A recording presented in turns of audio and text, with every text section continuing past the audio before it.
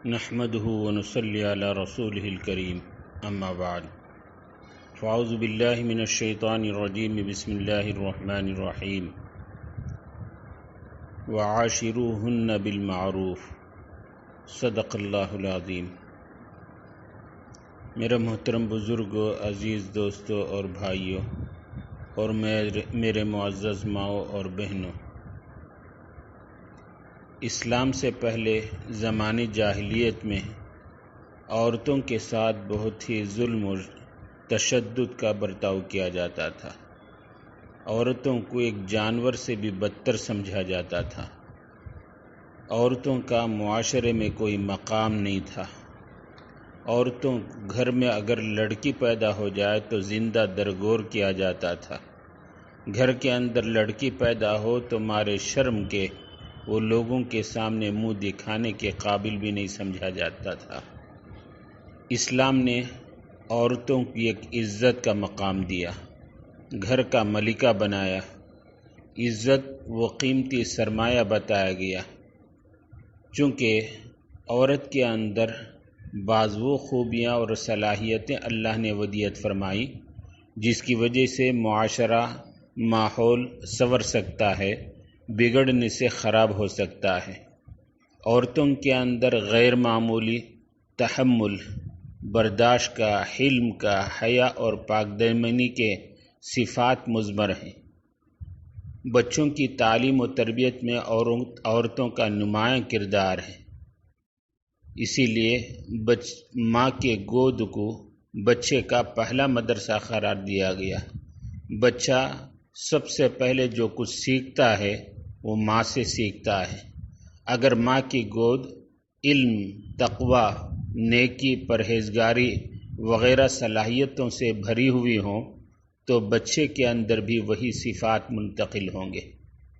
عورتوں کے اندر ایک خاصیت یہ ہے کہ وہ شوہر سے یا مرد سے، اپنے باپ سے کسی چیز کو منوانا چاہے تو منوا سکتی ہے۔ ضد کرے تو خاوند اس کے پورا کرنے پر مجبور ہو جاتا ہے۔ اس میں خیر کے پہلو بھی ہیں۔ اگر عورت اپنے شوہر نمازی نہیں ہے تو نمازی بنا سکتی ہے۔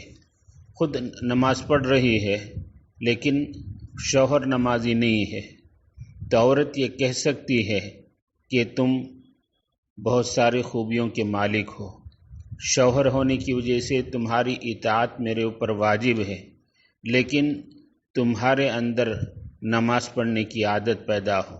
جب تک تم نماز نہیں پڑھو گے میں کھانا نہیں پکاؤں گی، تو شوہر جھک مار کر نمازی بن جائے۔ تو عورتوں کے اندر بعض وہ خوبیاں ہیں کہ جس کی وجہ سے معاشرے کے اندر خیر اور بھلائی پھیل سکتی ہے۔ بعض اوقات شوہر کی پریشانی، غمی اور پریشانی کے وقت میں عورت شوہر کا ساتھ دیتی ہے، ہاتھ بٹاتی ہے تو شوہر کے غم سکون سے بدل جاتا ہے۔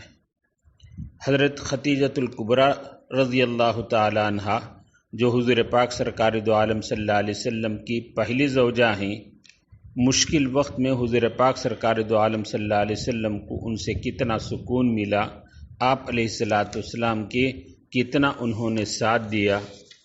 غار ہیرا میں جب حضور پاک سرکار دو عالم صلی اللہ علیہ وسلم بچپن میں کئی دن گزارتے تھے، ایک مرتبہ جب حضور صلی اللہ علیہ وسلم کو نبوت کا تاج رکھا گیا، حضرت جبرائیل علیہ السلام تشریف لائے اور حضور صلی اللہ علیہ وسلم پر یہ پہلی وحی اقرا، یہ قرآن کریم کی یہ آیت اتری۔ حضور صلی اللہ علیہ وسلم گھبرا گئے۔ حضرت جبرائیل علیہ السلام کی پہلے وہ عظیم شکل دیکھ کر دل کے اندر ایک قسم کی گھبراہٹ پیدا ہوئی۔ حضرت جبرائیل علیہ السلام نے حضور صلی اللہ علیہ وسلم کو دبوچا، پھر قرآن کریم کی یہ آیت آپ علیہ السلام سے پڑھوائی گئی، اقرا بسم ربک الذی خلق۔ اس کے بعد حضور پاک سرکار دو عالم صلی اللہ علیہ وسلم انتہائی پریشان اور گھبرا گئے۔ میرے ساتھ یہ کیا معاملہ ہوا؟ ایک عظیم فرشتے کو دیکھ کر پہلے سے گھبراہٹ، اور یہ قرآن کریم کی آیت اور وہی پہلی مرتبہ نازل ہوئی تو انتہائی بے چین ہوئے، گھر گئے اور حضرت خدیجۃ الکبریٰ رضی اللہ تعالیٰ عنہ سے پریشانی کی حالت میں کہنے لگے، زملونی زملونی لقد خشیت علی نفسی، مجھے کمبل اڑا دو، مجھے کمبل اڑا دو، مجھے ڈر ہے کہ میں آئندہ زندہ نہیں رہوں گا، میری جان نکل جائے گی۔ تو حضرت خدیجۃ الکبریٰ رضی اللہ تعالیٰ عنہ نے اس وقت عرض کیا آپ علیہ الصلاۃ والسلام کو تسلی دیتے ہوئے، کلا واللہ لا یخزیک اللہ ابدا انک لتصل الرحم وتکسب المعدوم وتقری الضیف وتحمل الکل وتعین علی نوائب الحق۔ کہنے لگی خدا کی قسم اللہ آپ کو ضائع نہیں فرمائیں گے، آپ تو صلہ رحمی کا معاملہ کرتے ہیں، غریبوں کے ساتھ مدد اور نصرت کا معاملہ کرتے ہیں، مہمان نوازی کرتے ہیں، مسکینوں کو آپ پناہ دیتے ہیں، ساری دنیا کے ساتھ خیر خواہی میں آپ لگے ہوئے ہیں۔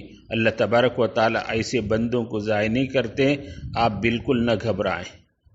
یہ تسلی کے کلمات زبان سے دینے کے بعد حضرت خدیجہ رضی اللہ تعالی عنہا نے آپ کو اپنے چچا زاد بھائی ورقہ بن نوفل کے پاس لے گئیں، جو عرب کے بہت ہی مشہور آدمی تھے، مذہباً نصرانی تھے۔ آپ کے پاس لے جا کر یہ سارا واقعہ سنایا تو ورقہ بن نوفل نے کہا بڑی شفقت سے، یبن اخی ماذا ترى، بھتیجے کیا بات ہے، تم کیا دیکھتے ہو، کیوں گھبرا گئے؟ تو حضرت حضور صلی اللہ علیہ وسلم سے یہ سارا واقعہ سننے کے بعد ورقہ بن نوفل نے کہا ابشر ابشر، تمہیں خوشخبری ہو، تمہیں خوشخبری ہو، یہ وہ فرشتہ ہے جو حضرت موسیٰ علیہ السلام کے پاس اور دیگر انبیاء کے پاس، نبیوں کے پاس وہی لے کر آتا تھا۔ خدا تعالیٰ نے تم کو اس امت کا پیغمبر اور نبی بنایا ہے۔ تو اس کے بعد حضرت یہ ورقہ بن نوفل نے کہا تم گھبراؤ مت، تمہارے لیے خوشخبری ہے، کاش کہ جب تم تبلیغ کا کام لے کر کھڑے ہوگے، اسلام کی دعوت دو گے، لوگ تمہاری مخالفت کریں گے، میں اگر اس وقت ہوتا تو میں تمہاری مدد کرتا۔ تو یہ کہہ کر انہیں تسلی دی۔ تو یہ حضرت خدیجۃ الکبریٰ رضی اللہ تعالی عنہا کا امت پر یہ بڑا احسان ہے۔ جب حضور گھبرائے خدا جانے اب کیا ہوگی، تو گھبراہٹ میں آپ نے جب فرمایا کمبل اڑا دو، یہ اگر دوسری کوئی اور عورتیں ہوتی تو واویلا مچا دیتی، گھبرا جاتی، آس پاس کے لوگوں کو بلا کر ایک پریشانی کا ماحول کھڑی کر دیتی۔ تو یہ حضرت خدیجۃ الکبریٰ رضی اللہ تعالیٰ عنہ کا یہ دل اور ان کا کہ یہ تسلی کے کلمات تھے کہ جس کی وجہ سے آپ علیہ الصلاۃ والسلام کو سکون ملا، آپ علیہ الصلاۃ والسلام کو راحت ملی حضرت خدیجہ رضی اللہ تعالیٰ عنہا سے۔ تو یہ عورتوں کی وہ صلاحیت ہے میرے دوستو کہ مردوں کے پریشانی کے وقت میں، غم کے وقت میں تسلی دیتی ہیں، سکون کا سامان بنتی ہیں، ان کے غم کو سکون سے بدل دیتی ہیں۔ اتنا ہی نہیں بلکہ عورتوں کے تحمل، عورتوں کے بردباری کے متعلق بہت سارے واقعات حدیث کی کتابوں کے اندر موجود ہیں۔ حضرت جابر رضی اللہ تعالی عنہ جو ایک بڑے درجے کے صحابی گزرے ہیں، ان کا ایک واقعہ حدیث کی کتاب کے اندر ہے۔ ان کا ایک 6 سال کا بچہ تھا، بڑا ہونہار، بڑا حسین و جمیل۔ جب وہ بیمار ہوا، اس زمانے میں دوا دارو کی گئی بچہ اچھا ہو، لیکن صحت ان کی نہیں بنی تھی۔ اچانک حضرت جابر رضی اللہ تعالی عنہ کو جنگ میں جانے کی ضرورت پیش آئی۔ اللہ کے رسول کی جانب سے حکم ہوا، ندا آئی، تو حضرت جابر رضی اللہ تعالی عنہ اپنی بیوی کو یہ سمجھا کر کے اس کی اچھی طرح دوا دارو اور علاج کرنا، میں ایک ضرورت کے لیے جا رہا ہوں، جلد ہی واپس آ جاؤں گا اگر اللہ چاہے۔ تو حضرت جابر رضی اللہ تعالی عنہ جب واپس آنے لگے، ان کے واپس آنے کا وقت ہوا تو اتفاق سے ان کا وہ ہونہار بچہ جو بیمار تھا انتقال کر چکا۔ حضرت جابر رضی اللہ تعالیٰ عنہ کی اہلیہ، ان کی بیوی کو جب معلوم ہوا کہ ان کے آنے کا وقت ہے، تو بیوی کی دانشمندی، دیانتداری اور ہوشیاری کی بات دیکھیے کہ آج کل کے اگر عورتیں ہوتی تو بڑا رونا چلانا شروع کر دیتی۔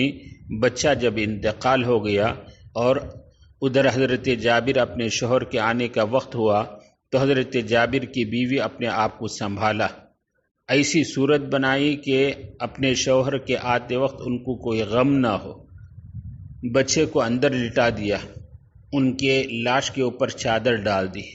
جب حضرت جابر تشریف لائے پہلے ہی پوچھا بچے کا کیا حال ہے، تو جواب میں کہنے لگی الحمدللہ بعافیت و خیر، اللہ کا شکر ہے خیر اور عافیت کے ساتھ ہے۔ اور یہ بھی صحیح بات ہے، بچہ جب انتقال کر جاتا مرنے کے بعد بڑی عافیت اور خیر ہوتی ہے۔ تو یہ ایسا جملہ کہا کہ اس کی وجہ سے ان کا غم غلط ہو گیا، خاوند کو تسلی ہوئی، اطمینان ہوا۔ پھر جابر رضی اللہ تعالیٰ عنہ تشریف لائے تو ان کا ہاتھ دھلایا، کھانا کھلایا، اس لیے کہ صدمے کی خبر سناتے تو غم کا پہاڑ ٹوٹ جاتا، پھر کہاں کھانا ہوتا، وہ غم میں ڈوب جاتے۔ جب حضرت جابر کھانا کھلانے لگے تو ان کی بیوی کی دانشمندی دیکھیے، تو بیوی نے اپنے شوہر سے پوچھا کہ شریعت کا ایک مسئلہ مجھے معلوم کرنا ہے۔ فرمایا پوچھو۔ کہنے لگی اگر کوئی شخص ہمارے پاس امانت رکھے اور اس کی مدت پوری ہو جائے، واپس کرنے کا دن آ جائے تو ہمیں کیا کرنا ہوگا؟ تو اس سلسلے میں شریعت کا حکم مجھے معلوم کرنا ہے۔ تو کہنے لگے یہ حکم تو واضح ہے، جب امانت کی ادائیگی کا دن اور وقت آ جائے تو اسے امانت جوں کا توں واپس کرنا چاہیے۔ پھر پوچھنے لگی واپس کرنے میں اگر دل گھٹنے لگے، اگر طبیعت واپس کرنے کی نہ چاہے تو کیا کرے؟ کہنے لگے حضرت جابر یہ امانت کے واپس کرنے میں دل گھٹنے کا کیا سوال، اسے کیا حق ہے؟ جوں کا تو امانت کو واپس کرنا چاہیے۔ تو اس کے بعد کہنے لگی کہ ہمارا بچہ جو 6 سال کا تھا، اللہ کی امانت ہمارے پاس اللہ نے رکھوائی تھی، کل قاصد آ کر پہنچا اور امانت واپس کرنے کا مطالبہ کیا تو میں نے امانت واپس کر دی، تو ہمیں اس امانت کے واپس کرنے میں گھٹنے کا، غم کرنے کا کیا حق ہوتا ہے؟ حضرت جابر نے جب یہ سنا تو کہنے لگے اللہ تمہیں جزائے خیر دے، تم نے ایسی تسلی دی کہ مجھے بجائے غم کے اطمینان ہو گیا کہ ہم نے امانت جو اللہ کی دی ہوئی امانت تھی، امانت ادا کر کے اپنا بوجھ ہلکا کیا۔ میرے دوستو، اس واقعے سے ہم اپنے گھر والوں کے بارے میں سبق حاصل کریں کہ عورتوں کے اندر کتنا تحمل، کتنا برداشت کا مزاج ہوتا ہے، اپنے شوہروں کو تسلی دینے کی، اپنے شوہروں کے غم کے پہاڑ کو دور کرنے کی، ان کے اطمینان اور سکون دلانے کی کتنی بردباری کا یہ مزاج اور یہ صفت ہے۔ میرے دوستو، ہمارے گھروں کے اندر بھی عورتوں کے اندر اس قسم کا مزاج پیدا ہو جائے تو گھر کے اندر شوہروں کو سکون ہو، بچوں کی اچھی تربیت ہو۔ تو آپ علیہ السلام نے عورتوں کے ان حقوق کی طرف توجہ دلائی، بلکہ آخر وقت میں مرض الوفات میں بھی آپ علیہ السلام نے وصیت کرتے ہوئے یہی فرمایا اتقوا اللہ فی النساء، کہ تم اللہ کے لیے عورتوں سے ڈرو، عورتوں کے بارے میں اللہ سے ڈرو، یہ امانتیں ہیں جو تمہارے حوالے کی گئی ہیں، ایسا نہ ہو کہ تم اس کے اندر خیانت کرو اور قیامت کے دن تم سے باز پرس ہو۔ تو آخر کلمہ جو آپ علیہ السلام کے وفات کے وقت نکلا، اس وقت بھی آپ نے عورتوں کے حقوق کی ادائیگی کی طرف توجہ دلائی اور فرمایا ان اکرم المؤمنین احسنہم اخلاقا الطفہم اہلا، تو تم میں سب سے زیادہ قابل تکریم وہ مسلمان ہے جس کے اخلاق پاکیزہ ہوں اور عورتوں اور بیویوں کے ساتھ لطف کا، مروت کا، مدارات کا معاملہ کرتا ہو۔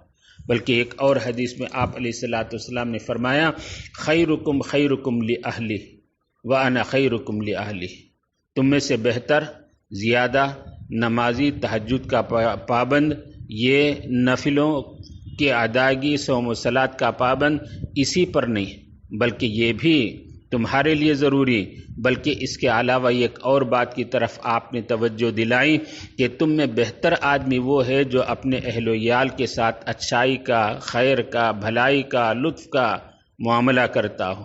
اور یاد رکھو میں اپنے اہل و عیال کے ساتھ خیر کا، بھلائی کا، لطف کا معاملہ کرتا ہوں۔ تو میرے دوستو، آپ علیہ السلام کی ان آخر درد بھری وصیتوں کو سمجھیں۔ ہم اپنے عورتوں کے ساتھ جو معاملہ کرتے ہیں اسے بھی یاد رکھیں کہ حضور صلی اللہ علیہ وسلم کی اس وصیت کو ہم پورا کرتے کہ نہیں کرتے۔ تو عورتوں کے ساتھ چاہے وہ مزاج کے اعتبار سے ٹیڑھی بھی ہو، جیسے حدیث میں فرمایا گیا کہ عورتیں مزاج کے اعتبار سے ٹیڑھی ہیں، بائیں پھسلی کی ہڈی سے پیدا کی گئی، مزاج میں ٹیڑھا پن ہے، لیکن اس ٹیڑھا پن کے ساتھ اس کے ساتھ بھلائی کا اور اسے خیر کا معاملہ کیا جائے، اسے فائدہ اٹھایا جائے۔ اس لیے ہمارے گھر کے اندر بھی خیر ہو، بھلائی ہو، تو ہماری یہ عادت ہونی چاہیے کہ عورتوں کے ساتھ لطف کا اور ہمدردی کا، خیر کا معاملہ ہم روا رکھیں۔ اللہ تبارک و تعالی ہمارے گھروں کو بھی ان جیسے صحابیات کے عورتوں کا مشابہ بنائے، ان کی نظیر بنائے۔ ہمارے گھر کے عورتوں کے اندر بھی یہ تحمل کا، بردباری کا اور یہ اچھے اوصاف پیدا ہوں، اور کاش کہ ہم بھی اس کا سبب اور ذریعہ بنیں۔ اللہ تبارک و تعالی ان صحابیات کا کچھ نمونہ ہمارے گھروں کے اندر بھی پیدا فرما دے۔